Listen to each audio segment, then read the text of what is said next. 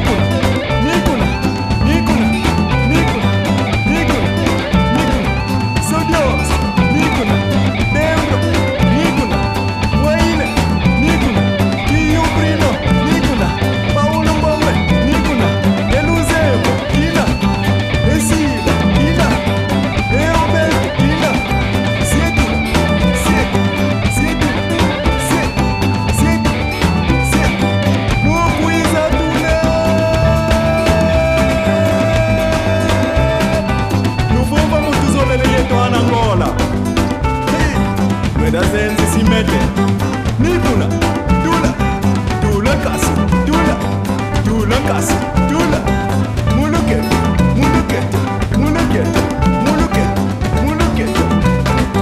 Itsangu sapuna putu zazie, Mote zeno gak, Yeno ana dam, ana makele, Yana Petrangon, Yana Nokale, Iveri Shandioyo, Wa Unikiaki, Dontana,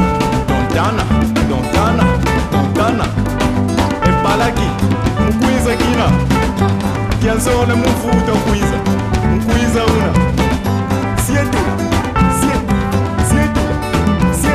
Eana balanga, kina, Eana samba, kina, Sietu,